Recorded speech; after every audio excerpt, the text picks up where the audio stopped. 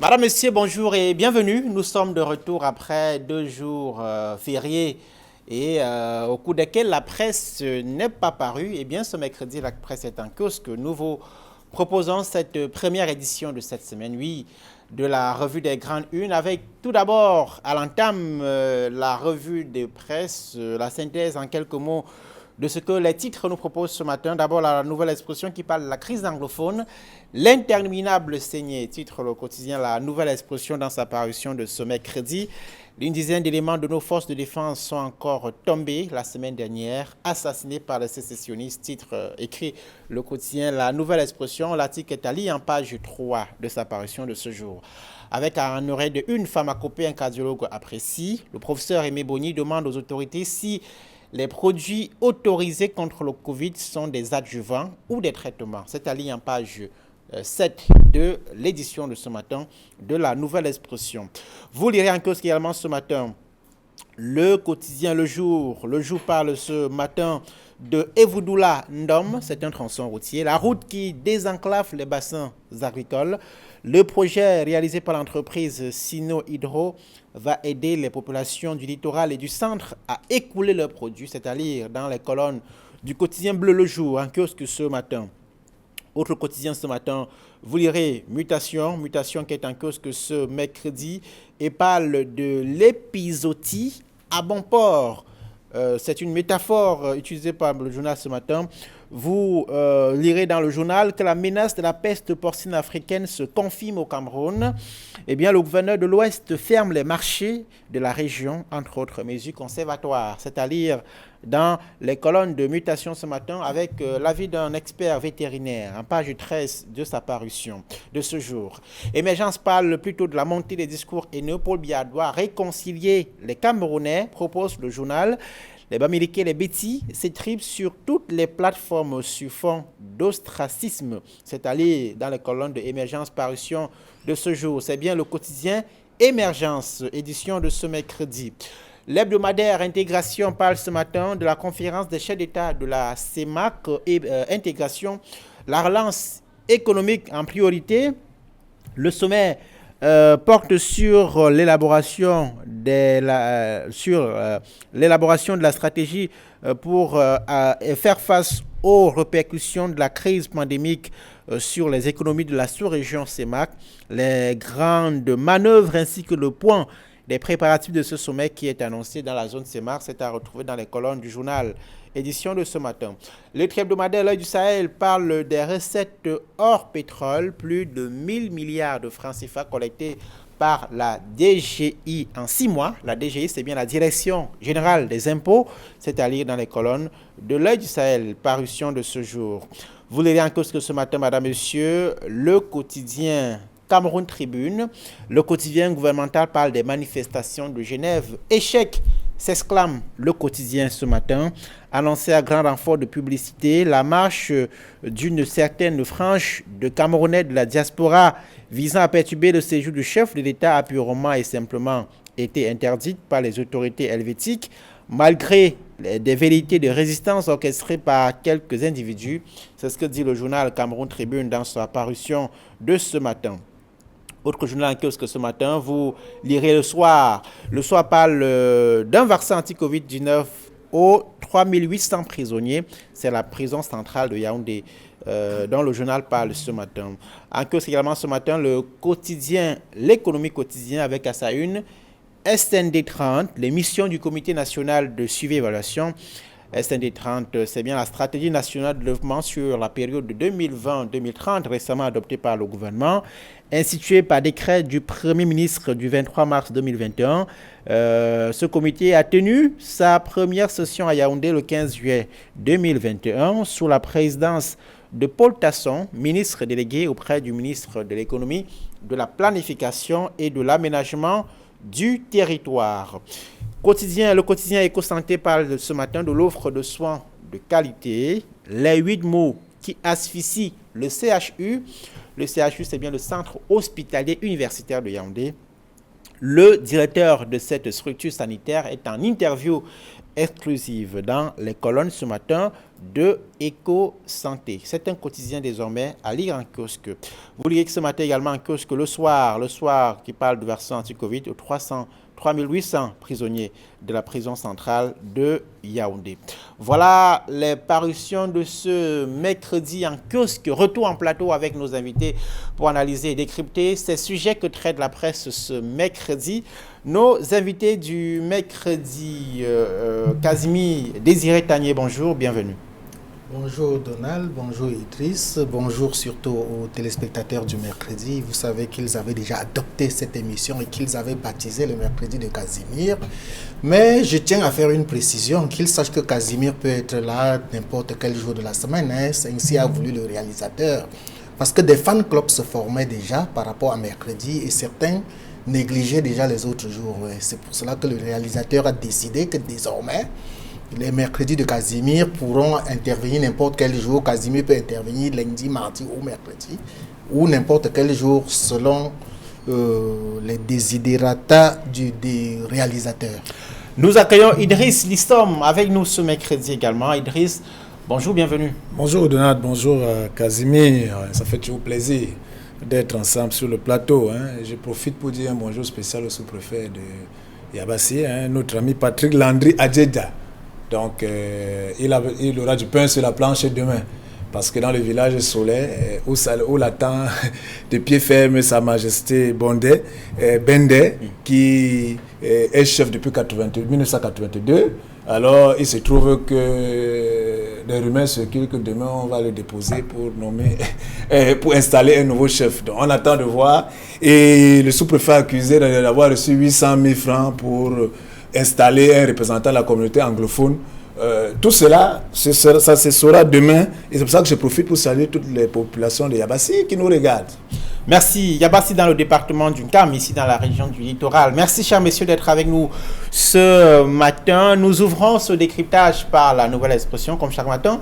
Le journal passe ce matin de la crise anglophone, l'interminable saignée, titre la nouvelle expression dans son édition de ce jour. Une dizaine d'éléments de nos forces de défense sont encore tombés la semaine dernière, assassinés par les sécessionnistes, indique ce matin la nouvelle expression. Casimir Désiré Tanier, le journal fait le round-up de ces attaques survenues ces derniers jours dans les régions du nord-ouest et du sud-ouest. L'attaque de Babadjou dans le département des Bamboutos à l'ouest, l'attaque qui a eu lieu sur l'axe Bamenda-Bali dans le département de la Mézam dans le nord-ouest et qui a fait 5 morts. Là, ce sont des policiers qui sont tombés sur des engins explosifs improvisés tendus par les séparatistes, mais aussi le décès de 3 soldats dans la région du sud-ouest. Que de décès? 10 morts en intervalle d'une semaine. Donald, 10 morts du côté des soldats camerounais. En moins d'une semaine, je crois que c'est un peu trop. Cela prouve que l'on n'est pas sorti de l'ornière par rapport à la crise anglophone, malgré tous les discours que l'on fait, faisant croire que la crise anglophone est en train de s'estomper. Ces 10 morts démontrent qu'on a encore à faire, il y a encore du chemin. Et le comble dans tout cela, c'est que cette crise est en train de se déporter. Non seulement ça quitte le nord-ouest et le sud-ouest pour se déporter désormais dans la région de l'ouest. Parce que les 2 morts, les 2 soldats, les 2 gendarmes qui ont été tués du côté de Babadjou, Babadjou, il faut le dire, c'est la région frontalière entre le nord-ouest et l'ouest. C'est pratiquement le tout premier village qui se trouve au niveau du Bamboutos en quittant le nord-ouest. Donc, il faudrait donc que les autorités soient plus vigilantes et que l'on cherche définitivement qu'est-ce qu'il faut faire pour sortir de cette crise anglophone. Parce que malgré les beaux discours, moi j'ai l'habitude de dire que la volonté politique n'y est pas véritablement pour sortir de cette crise. Vous parlez seulement des morts. Vous ne voyez pas les nombreux déplacés. Vous ne voyez pas les près de 700 000 déplacés internes au Cameroun. Les Camerounais sont désormais réfugiés dans leur propre pays. Où est-ce qu'on va arriver avec cela? Vous voyez, il y a 700 000 déplacés, il y a plus de 3 000 morts, sans compter les villages incendiés. Posez-vous la question, Donald, qu'est devenue la commission de reconstruction qu'on avait confiée à un ministre? Et vous vous souvenez qu'à l'époque, j'avais dit qu'on ne peut pas placer la charrue avant les bœufs. On ne peut pas décider de créer une commission de reconstruction alors même que la guerre n'est pas terminée. Donc c'était un peu une sorte de pierre de Sisyphe. Vous vous rappelez bien de l'histoire de Sisyphe. Sisyphe, c'était ce monsieur qui se retrouvait au sommet de la montagne et qui devait rouler une pierre jusqu'au sommet tout en sachant qu'elle ne restera pas. Et c'était un éternel recommencement. Donc, la guerre du Nord-Ouest est devenue cela. Il faudrait donc que la volonté politique y ait définitivement, que le chef de l'État prenne des dispositions. Moi, j'ai l'habitude de dire que si dans une maison, ça gronde, le seul fait que le chef de famille soit là peut dissiper. Jusqu'à maintenant, on n'a pas vu le chef de l'État aller à nord-ouest ou au sud-ouest pour chercher à calmer les tensions. Donc, il faudrait que la volonté politique soit effective pour qu'on sorte définitivement de cette crise. Sinon, on va continuer à vivre cette interminable saignée dont parle la nouvelle expression ce matin. Le journal rappelle le bilan de cette crise déclenchée en 2016 dans les régions du nord-ouest et du sud-ouest. Il dresse les sommes rappelant ces 3000 morts et près de plus de 700 000 déplacés liés à ces tensions sociopolitiques. Comment est-ce qu'on en sort? Un dialogue national s'est tenu fin septembre, début octobre 2019 au Cameroun. Pourquoi ça n'a pas porté les fruits escomptés? Parce que l'interminable saignée, la saignée ici, elle est une saignée, déjà, vous avez dit, du sang qui coule à flot tous les jours. La saignée aussi, une saignée de l'argent du contribuable. C'est-à-dire qu'il y a des milliards et des millions. Parce que, c'est-à-dire, si l'interminable saignée, c'est-à-dire des gens meurent, des milliers de morts, il y a des déplacés, et il y a même ce qu'on ne dit pas.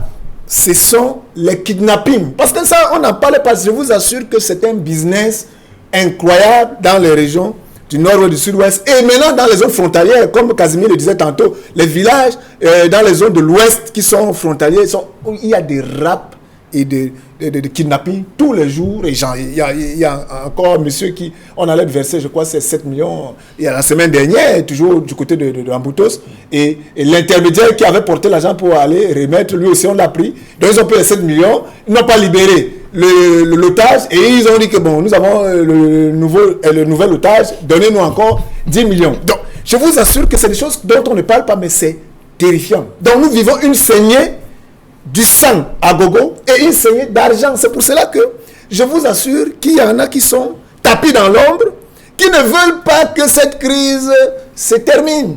C'est-à-dire que pour eux, lorsque nous faisons une semaine, un mois, sans qu'il y ait une chronique, sans qu'on ne parle de sang qui coule, ils se tirent les cheveux, ils se demandent mais qu'est-ce qui ne va pas? Parce que pour eux, dès que, comme il y a 10 morts, comme vient de lycée, je vous assure que cette semaine qui commence aujourd'hui, vous ne pouvez pas imaginer comment ça va bouger en termes d'argent et en termes de saignée des recettes qui sont arrivées. Quand on voit le ministère, la direction générale des impôts qui parle de 1000 milliards, vous allez voir que pour tout ça va partir dans... La saignée va partir dans le nord-ouest et le sud-ouest où on ne voit rien dans la reconstruction encore, rien de tout ça.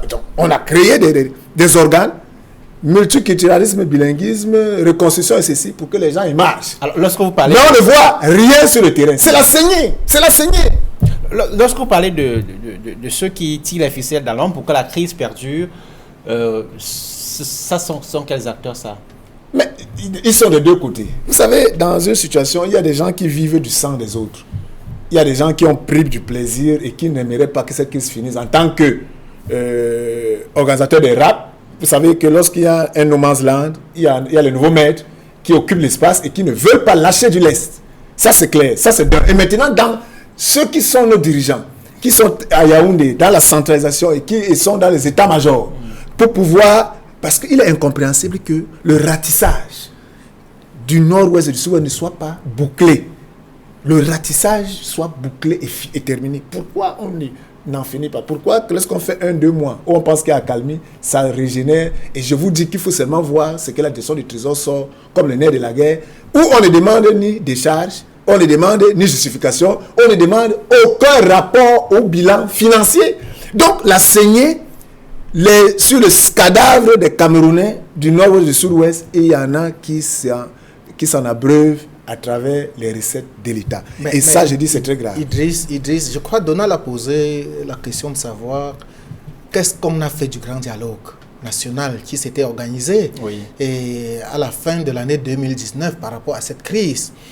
Moi, j'ai assisté au grand dialogue. J'étais l'un des journalistes accrédités officiellement pour la couverture du grand dialogue, mais j'ai constaté et amèrement qu'on a pris des mauvaises solutions face aux vrais problèmes. En plus, lorsque vous parlez de dialogue, vous savez, la guerre, c'est comme l'amour. On ne fait pas l'amour étant seul. Pour faire l'amour, il faut être à deux. De la même manière, pour faire la guerre, il faut deux protagonistes. Il faut être à deux. Alors, lorsque vous décidez de faire le dialogue et que vous faites un dialogue à sens unique, vous ignorez les sécessionnistes qui sont en train de faire la guerre et vous introduisez un dialogue entre vous-mêmes. Vous croyez que ça va arriver où? En plus, rappelez-vous que le cardinal Christian Toumi, paix à son âme, avait toujours voulu organiser la All Anglophone Conference pour solutionner, pour apporter peut-être, pour que les anglophones se regardent entre eux et trouvent une solution. On le lui en a refusé pendant tout le temps, alors qu'il était la personne idoine, il était la personne la plus bien indiquée pour organiser cette conférence-là des anglophones. Il est mort malheureusement sans qu'on ne le fasse la All Anglophone Conference. Et je crois qu'on devait s'inspirer de l'exemple de Monseigneur Christian Toumi pour voir s'il ne faut pas d'abord que les anglophones dialoguent entre eux avant de voir qu'est-ce qu'il faut faire au niveau national. D'accord, on va poursuivre les décryptages de nos sujets. On parle à présent de ces manifestations de Genève. C'était la une de Cameroun Tribune dans sa parution de ce mercredi. Le journal parle des manifestations de Genève. Échec, s'exclame ce matin le quotidien gouvernemental Cameroun Tribune, indiquant que la manifestation a été interdite par les autorités helvétiques et que ce n'est qu'une poignée d'individus qui se sont rassemblés devant l'hôtel intercontinental. La Nouvelle Expression ce matin parle de ces sorties du président de l'Assemblée nationale et du président du Sénat, ironisant les initiateurs de cette manifestation de Genève. Idriss Dessom, la mobilisation de Genève a été un échec, comme indique ce matin Cameroun Tribune. Bon, tout dépend de quel côté on se trouve. Moi, je pense que Cameroun Tribune a choisi un pan qui, je ne sais pas si les organisateurs avaient signalé, c'est vrai, ils parlaient d'une forte mobilisation. Et pour Cameroun Tribune, il n'y a pas eu la forte mobilisation annoncée par les organisateurs, donc c'est un échec.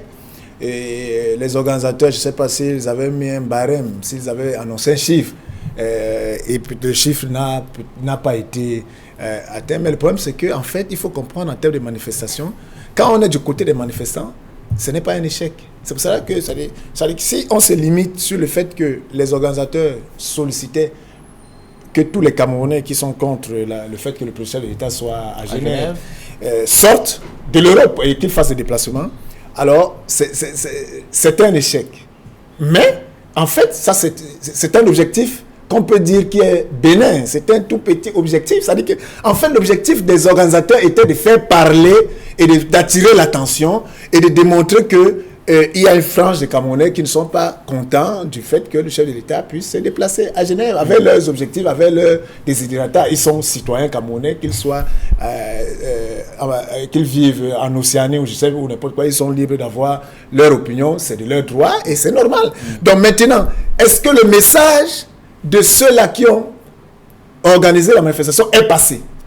Est-ce que les comptes rendus dans les médias internationaux, nationaux, dans la presse aujourd'hui, vous voyez, toute la presse en parle. De quoi parle-t-on? Parle-t-on du chef de l'État qui a posé un acte formidable, qui est allé au sud-ouest, au nord-ouest pour que la crise anglophone se termine? Non. On parle des Camerounais qui ont manifesté en présentant leurs sentiments contre une manière de gouverner, vous comprenez un peu? Donc en fait, c'est ces Camerounais qui ont gagné. Parce que s'ils n'avaient pas organisé cette manifestation, est-ce qu'aujourd'hui nous serions là, à la une, à parler de... Vous savez qu'en termes de buzz, que ce soit le good buzz ou le bad buzz, le buzz reste le buzz.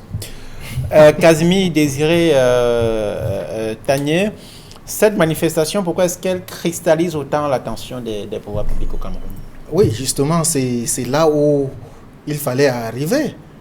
Pourquoi est-ce qu'elle cristallise autant de tensions si on savait que c'était un coup d'épée dans l'eau, comme les gens ont voulu nous faire croire? La nouvelle expression rend compte ce matin de ces deux communiqués publiés par Kavaï Djibril de l'Assemblée nationale et Marcel Nyadifendi du Sénat qui condamnent une attaque contre l'institution présidentielle. Et une nouvelle expression justement démontre que ces deux personnalités essaient d'ironiser en démontrant que les manifestants étaient des fous. Malades.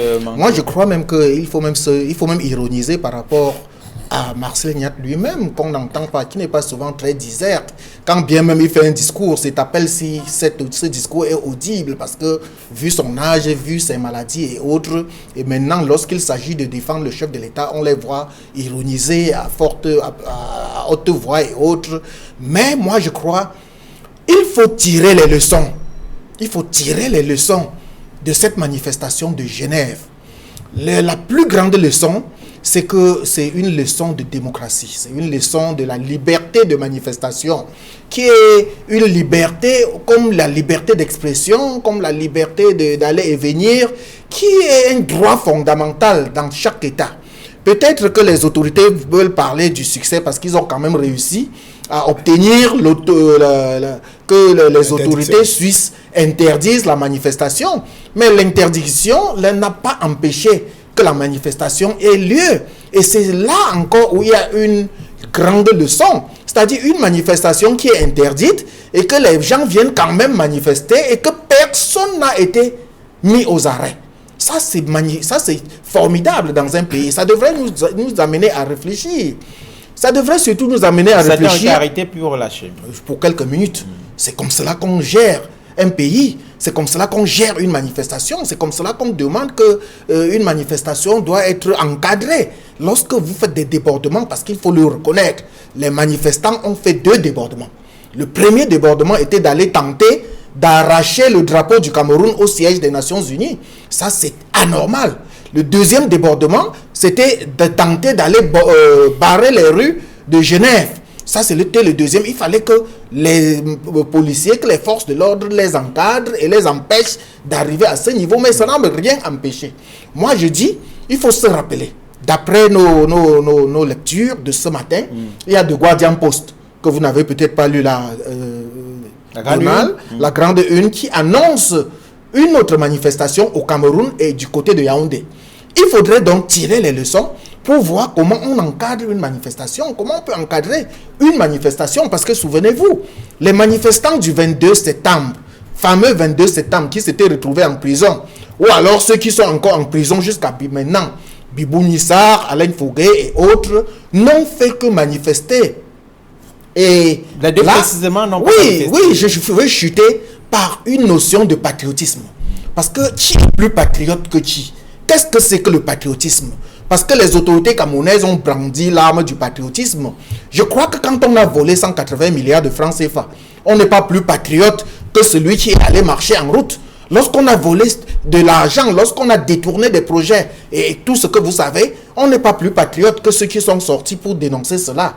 Donc, un peu de leçons, tirons les leçons, les vraies leçons, que de chanter, crier à la victoire, alors que, et encore, Donald, il nous revient que les autorités suisses ont décidé d'exfiltrer le chef de l'État camerounais parce qu'il amène des troubles dans les rues de Genève et qu'on lui aurait demandé de ne plus rester là-bas. Donc voilà autant de leçons qu'il faut tirer par rapport à cette manifestation de Genève. Nous ne confirmons pas cette information. Je n'ai pas dit, j'ai dit qu'il paraît.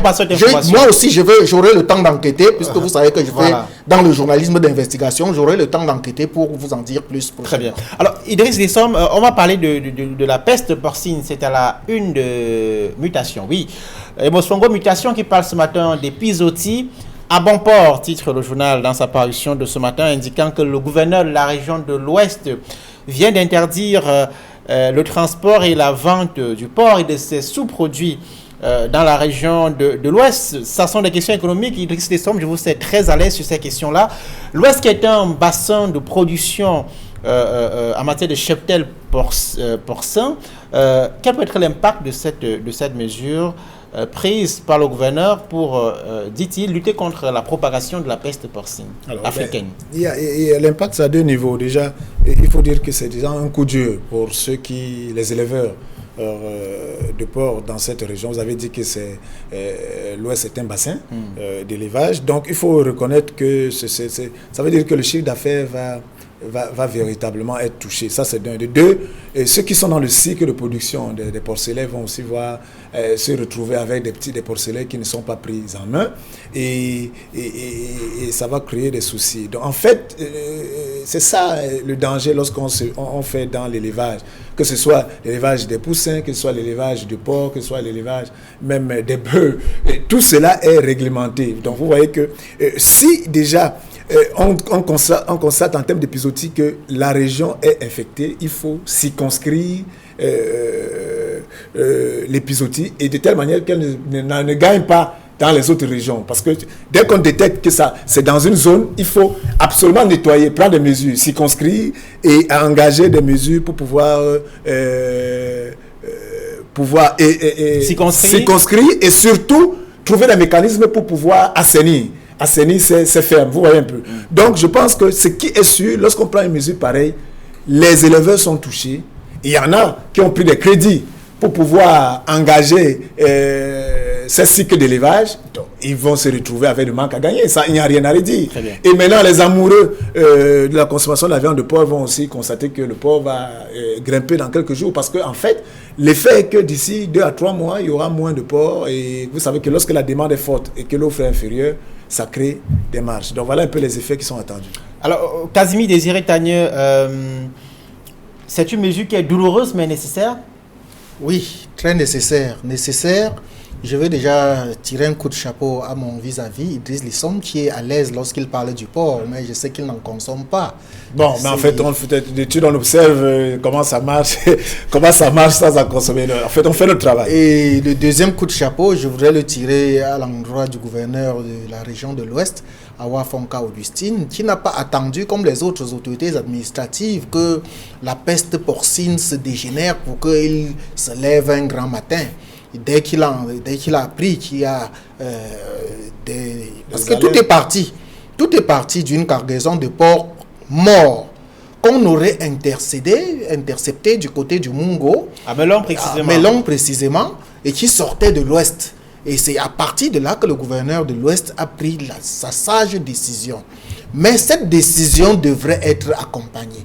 Cette décision, vous savez, nous avons eu ce qu'on a appelé à l'époque la grippe aviaire. En 2016. En 2016 ici.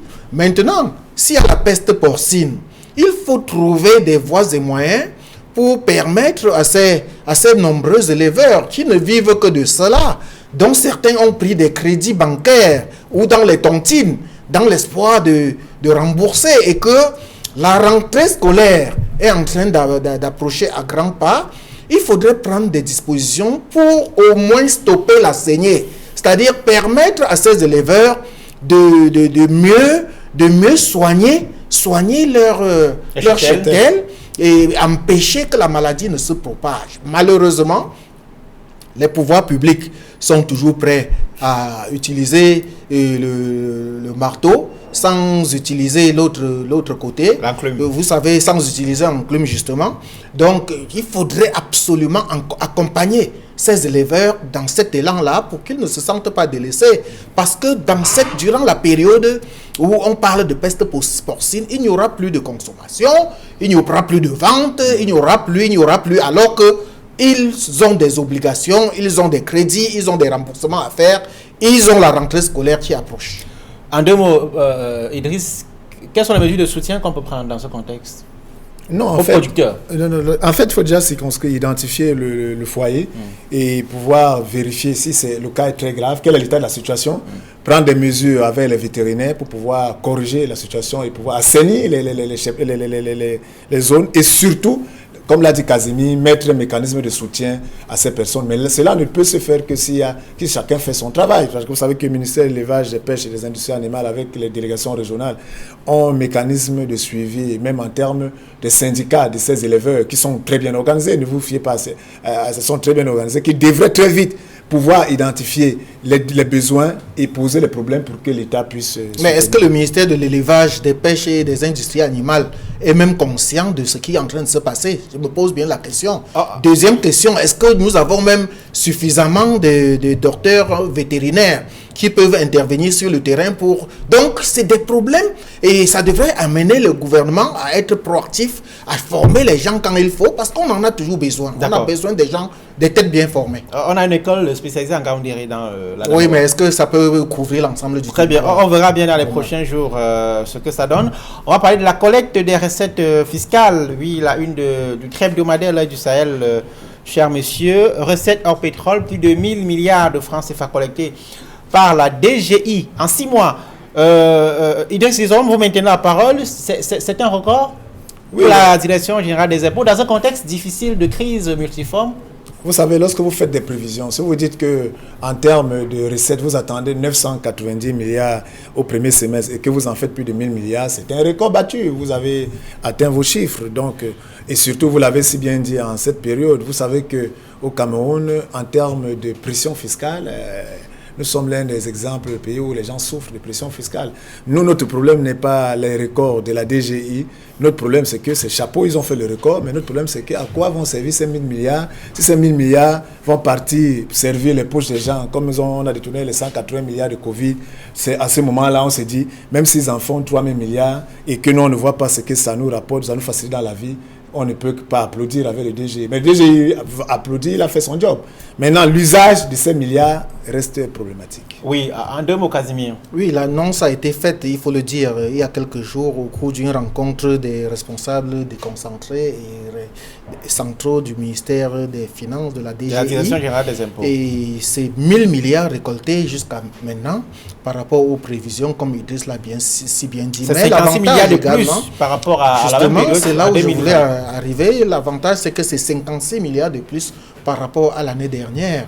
Mais la plus grande question est de savoir qu'est-ce qu'on en fait. Quelle est la destinée de ces 1000 milliards. Et c'est vrai qu'on a réussi cela pendant une période, dans un contexte difficile de coronavirus. Ça veut dire que s'il n'y avait pas coronavirus, peut-être qu'on aurait fait mieux. Ça veut dire, et vous savez que pendant le coronavirus, il y a eu moins de contraintes, il y a eu moins de contrôle sur le terrain, et qu'on en soit arrivé là. Mais il faudrait qu'on questionne qu'est-ce qu'on en fait.